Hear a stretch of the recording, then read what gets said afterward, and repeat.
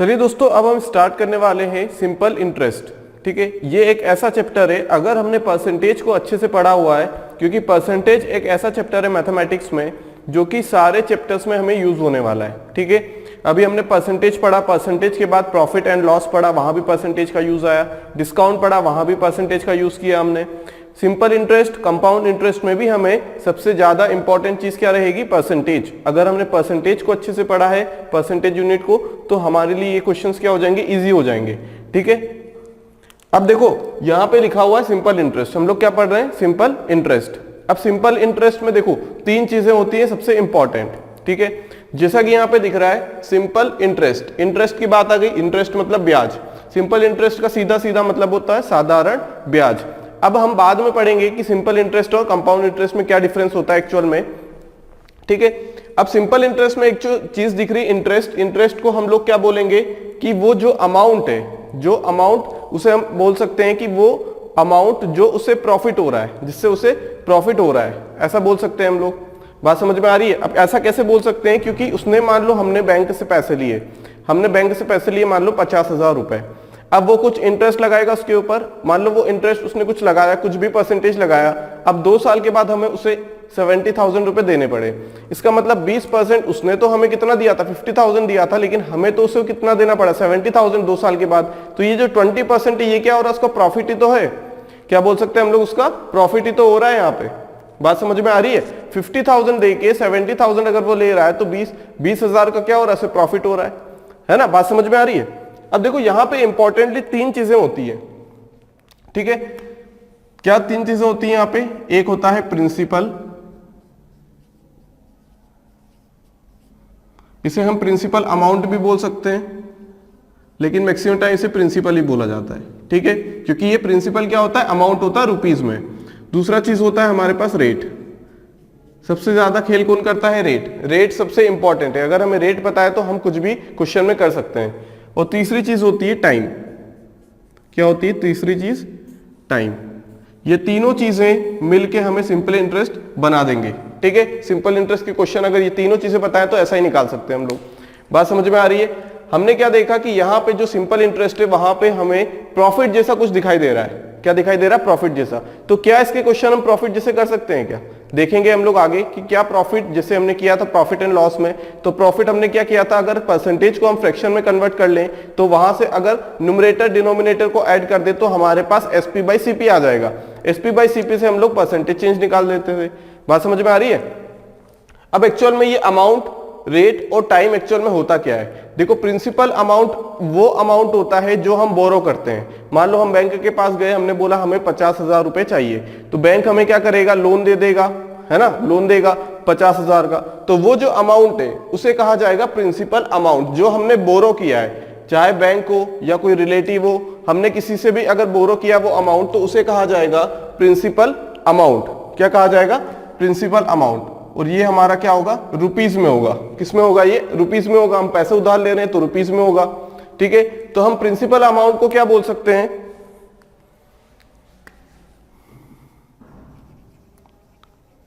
Borrowed amount, जो हमने उधार लिया हुआ है वो वाला पैसा, बोरोड अमाउंट। बात समझ में आ गई? अब रेट की बात करें, रेट क्या होगा? रेट हम लोग लिखते हैं परसेंटेज में, किस ब्याज दर से हम लोग रेट ले रहे हैं, पैसे उधार ले रहे हैं बैंक से। बैंक हमें बोलेगा हम आपको पैसा दे देंगे 50,000, लेकिन आपका 10% इंटरेस्ट लगेगा। 10% क्या लगेगा? इंटरेस्ट लगेगा। इसका मतलब क्या है कि हर एक साल में उस पर 10% इंटरेस्ट लगने वाला है। अब देखो, सिंपल इंटरेस्ट और कंपाउंड इंटरेस्ट में दोनों में डिफरेंस क्या है कि जो सिंपल इंटरेस्ट हमें यहाँ पे मिलेगा, 50,000 रुपए लिए हैं, 50,000 का 10% कितना हो जाएगा? हम लोगों के पास 5,000 रुपए। मतलब हर साल हमें 5,000 रुपए एक्स्ट्रा पे करने पड़ेंगे, ये मान के चलिए। मान लो हमने 4 साल के लिए उधार लिया है तो 5 × 4 20,000, तो 70,000 हमें देना पड़ेगा। लेकिन जो हमारा कंपाउंड इंटरेस्ट होता है, क्या होता है? कंपाउंड इंटरेस्ट होता है, तो वहां पे जो इंटरेस्ट लगता है उसके ऊपर भी हमें इंटरेस्ट देना है। बात समझ में आ रही है? मतलब 1 साल के लिए तो एसआई और सीआई बराबर हो जाएंगे, लेकिन अगर हम आगे देखें, अगर किसी ने अमाउंट बैंक से लिया है, उधार लिया है, बोरोड किया है, तो अगर वो 4 साल के लिए करेगा तो उसका एसआई और सीआई दोनों अलग अलग आएगा। ऐसा क्यों? क्योंकि सिंपल इंटरेस्ट में क्या हो रहा है कि जो अमाउंट हमने लिया है, जो अमाउंट हमने बोरो किया है, सिर्फ उसी के ऊपर इंटरेस्ट लगना है हमें हर बार। लेकिन कंपाउंड इंटरेस्ट में क्या होता है कि जो इंटरेस्ट हमें मिलना है, ठीक है, जो इंटरेस्ट हम लोग देने वाले हैं उस पे भी क्या होगा, उस पे भी इंटरेस्ट लगेगा। मान लो कि हम लोग क्या बोल रहे हैं कि 50,000 हमने लिए, अब एक साल के बाद वो अमाउंट कितना हो जाएगा हमें देने के लिए, 55,000। कितना हो जाएगा, 55,000, क्योंकि हर एक साल में 5,000 रुपए बढ़ने हैं। अब जो 55,000 हो जाएगा तो अगले साल का जो अमाउंट रहेगा, मान लो कितना 10% का हमने लेके चल रहे हैं, तो 10% किसके ऊपर लगेगा, 55,000 के ऊपर लगेगा, अगर हम कंपाउंड इंटरेस्ट ले रहे हैं तो, है ना। अगर कंपाउंड इंटरेस्ट है तो 55,000 के ऊपर लगेगा। लेकिन अगर हम सिंपल इंटरेस्ट ले रहे हैं तो वो जो रेट लगेगा वो किसके ऊपर लगेगा, इंटरेस्ट, वो सिर्फ 50,000 के ऊपर लगेगा, 5,000 के ऊपर नहीं लगेगा। बात समझ में आ रही है। इसका मतलब पहले साल के लिए तो SI और CI बराबर हो जाएंगे। बात समझ में आ रही है, और आगे डिस्कस करेंगे इस बारे में। अभी हम बेसिक देख लेते हैं। रेट क्या होगा, जिस रेट से हमने क्या किया है, मनी को बोरो किया है, ठीक है।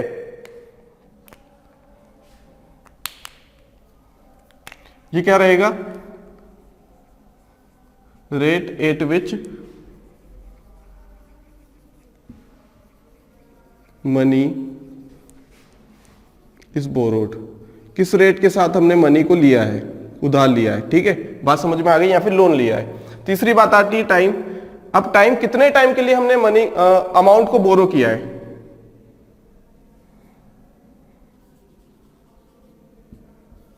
टाइम फॉर विच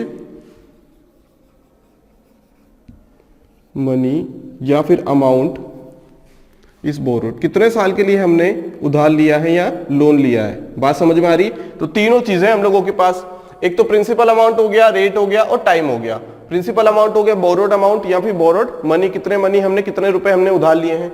रेट मतलब यहां पे रेट किस में होगा, परसेंटेज में होगा। किस में होगा, ये परसेंटेज में होगा। और जो टाइम रहेगा वो ईयर्स में रहेगा। अगर मंथ में दिया है या फिर डेज में दिया तो हमें उसे कन्वर्ट करना पड़ेगा ईयर में, तब जाके हमारा करेक्ट आंसर आएगा।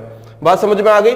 तो यहाँ पे तीन चीजें हैं, प्रिंसिपल अमाउंट, रेट जिसपे हमने मनी को बोरो किया है, टाइम जिसपे हमने जिस टाइम के लिए, जिस टाइम पीरियड के लिए हमने क्या किया है, मनी को बोरो किया है, तो वो हो जाएगा हमारा टाइम इन ईयर्स। बात समझ में आ गई। अब एक्चुअल में अगर हम डेफिनेशन देखें प्रिंसिपल अमाउंट की, तो प्रिंसिपल अमाउंट क्या रहेगा हमारे पास, जो हमने अमाउंट किया है, बोरो किया है, या तो क्वेश्चन देगा हमें या फिर वही चीज निकालने के लिए दे देगा।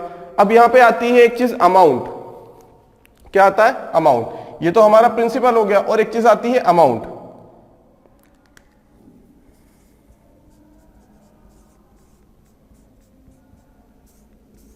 ये भी होगा रुपीज में। अब ये अमाउंट क्या होगा, अमाउंट जो फाइनल हमारे पास बनेगा, जो 70,000 रुपीज बन के आ रहा था, वही क्या है हमारा अमाउंट, वही क्या है टोटल अमाउंट जो हमें देना है बैंक वालों को अगर हमने लोन लिया है तो।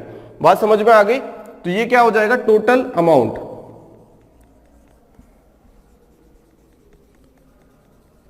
टोटल अमाउंट या फिर मनी।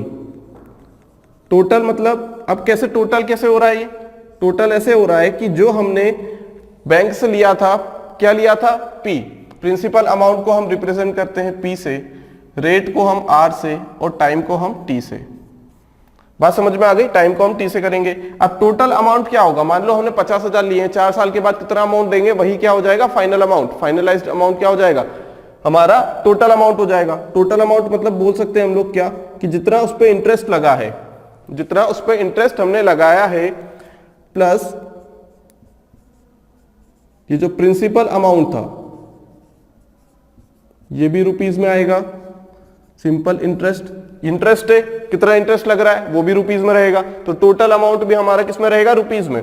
इसका मतलब क्या है कि यहां पे सिंपल इंटरेस्ट को अगर जोड़ दें कि कितना ब्याज लग रहा है, प्रिंसिपल जो अमाउंट हमने बोरो किया था उस पे इंटरेस्ट लगेगा कुछ, 4 साल में जितना इंटरेस्ट लगेगा अगर उसे ऐड कर देंगे तो टोटल हमें अमाउंट आ जाएगा, टोटल फाइनल अमाउंट हमारे पास निकल के आ जाएगा। बात समझ में आ गई, क्लियर। अब बात करते हैं रेट की।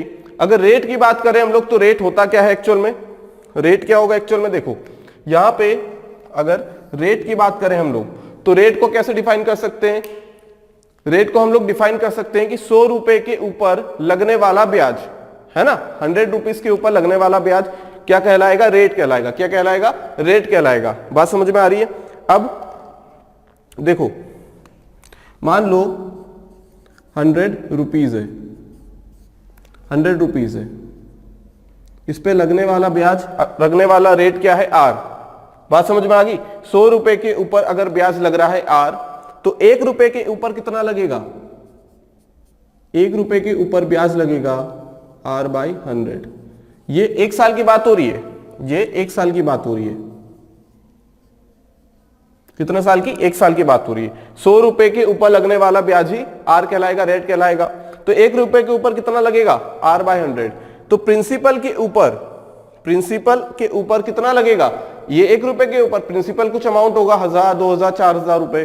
तो प्रिंसिपल के ऊपर अगर लगने वाला अमाउंट कितना है, P है, तो यहां पे 1 साल के लिए ये क्या है, R/100 इंटू P हो जाएगा। मतलब P रुपीस के ऊपर लगने वाला कितना रेट, कितना हो जाएगा, ये इंटरेस्ट। ठीक है, बात समझ में आ गई। 100 रुपए के ऊपर लगने वाला जो रेट है, उसे R कह रहा है। अब 1 रुपए के ऊपर 1 साल में कितना लगेगा, R/100 लगेगा। अब P रुपीस के ऊपर कितना रुपीस हमारा क्या लगेगा, टैक्स लगेगा। टैक्स बोले तो या तो हम लोग क्या बोल सकते हैं, उनसे इंटरेस्ट लगेगा। कितना इंटरेस्ट लगेगा, R/100 इंटू P, इतना इंटरेस्ट लगेगा। अगर हम, ये तो 1 साल की बात करें, अगर हम ज्यादा की बात करें, अगर हम T टाइम की बात करें या फिर T ईयर्स की बात करें, तो कितना हो जाएगा, ये P into R into T/100। बात समझ में आ रही है। 100 से हम लोग R पे गए, 1 रुपए के लिए निकाला R/100, P के लिए निकाला PR/100। तो यहां पे ये चीज क्या है, ये क्या हो जाएगा हमारा, सिंपल इंटरेस्ट।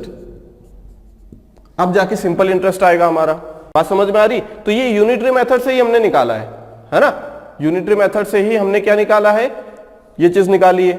बात समझ में आ गई। तो यहां पे अगर फॉर्मूला देखें तो फॉर्मूला बन के क्या तैयार होगा हमारे पास, simple interest is equal to P into R into T/100।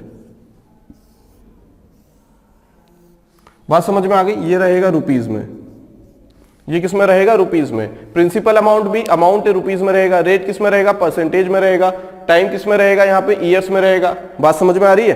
Time किस में रहेगा, यहाँ पे ईयर्स में रहेगा। ठीक है, तो यहां पे जो R लिखा है, मान लो 20% है, तो 20 का 20 उठा के यहां रख देना है। ऐसा नहीं करना है कि 20 को फ्रैक्शन में कन्वर्ट करे वहां रखे, इसीलिए हमने नीचे 100 लगाया ना, इसीलिए तो 100 लगाया हमने, ताकि हमें क्या रखना पड़े, जो रेट है उसे फ्रैक्शन में कन्वर्ट किए बिना ही यहाँ पे हम लोग रख देंगे। बात समझ में आ रही। तो फॉर्मूला बन के क्या आएगा, सिंपल इंटरेस्ट का P into R into T/100। बात समझ में आ रही है। अगर यहां से अमाउंट देखें हम लोग, तो हमने देखा था कि जो अमाउंट रहेगा वो सिंपल इंटरेस्ट प्लस प्रिंसिपल रहेगा। क्या रहेगा, सिंपल इंटरेस्ट प्लस प्रिंसिपल रहेगा। तो यहां से अगर अमाउंट की बात करें तो ये हो जाएगा प्रिंसिपल प्लस सिंपल इंटरेस्ट, क्या हो जाएगा, P into R into T/100। ये चीज हो जाएगी। यहां से ये आ जाएगा अमाउंट इन रुपीस। अगर P कॉमन निकाले हम लोग, अगर क्या करें हम लोग, P को अगर कॉमन निकाल लें, तो P को अगर कॉमन निकालने से क्या आ जाएगा हमारे पास, P इंटू 1 प्लस RT/100। बात समझ में आ रही है। P इंटू 1 प्लस RT/100 हो जाएगी वो चीज। बात समझ में आ गई। तो अमाउंट क्या हो जाएगा, अमाउंट को रिप्रेजेंट करेंगे A से।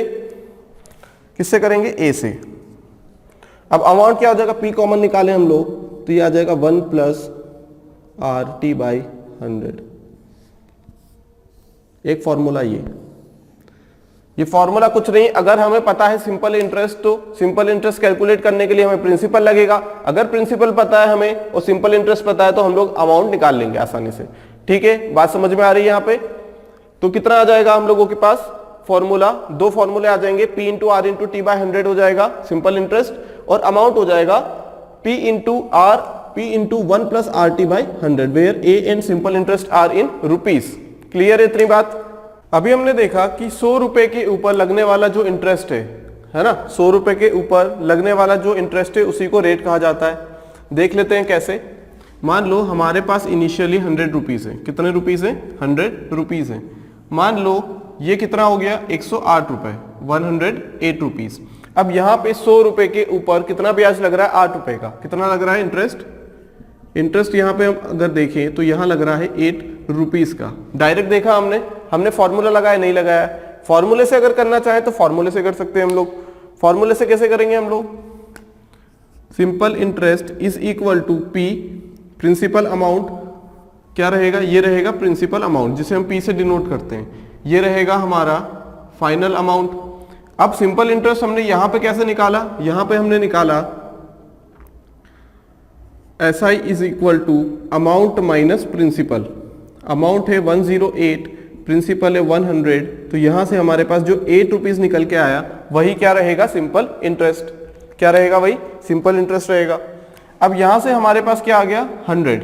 कैसे निकाला, देखो सिंपल इंटरेस्ट P इंटू, अब रेट हमें पता है क्या, रेट हमें नहीं पता है, रेट हमें नहीं पता है, लेकिन हमें एक चीज तो पता है ना, यहाँ पे क्या पता है, यहाँ पे सिंपल इंटरेस्ट कितना है, ये 8 रुपीज। कैसे पता, ये हमें पता है यहाँ से, अमाउंट माइनस प्रिंसिपल। रेट हमें नहीं पता है, टाइम हमें पता है, 1 साल की बात कर रहे हैं हम लोग, डिवाइडेड बाय ये 1 ईयर की बात कर रहे हैं हम लोग, डिवाइडेड बाय 100 कितना आ जाएगा, ये 8। तो ये जो 8 आया ना हम लोगों के पास, ये जो 8 आया है यही क्या रहेगा, इंटरेस्ट। क्या रहेगा, ये इंटरेस्ट रहेगा। बात समझ में आ रही है, क्योंकि यहाँ पे प्रिंसिपल अगर 100 कर दिया हमने तो 100 से 100 कैंसिल हो जाएगा। टाइम अगर 1 ईयर है तो यहाँ से हम लोग क्या बोल सकते हैं कि डेफिनेशन निकालना चाहें तो, अगर हम डेफिनेशन निकालना चाहें तो ये बोल सकते हैं कि यहाँ पे देखो रेट निकालना है तो रेट के जो इक्वल में रहेगा वही हमारी चीज होगी डेफिनेशन में यूज होने वाली। बात समझ में आ रही है। यहाँ पे हमें क्या क्या वन करना पड़ेगा, अगर हम फॉर्मूला देखें तो SI is equal to P into R into T by 100, ये होता है हमारा फॉर्मूला, है ना, यही होता है फॉर्मूला। SI का भी हमने निकाला।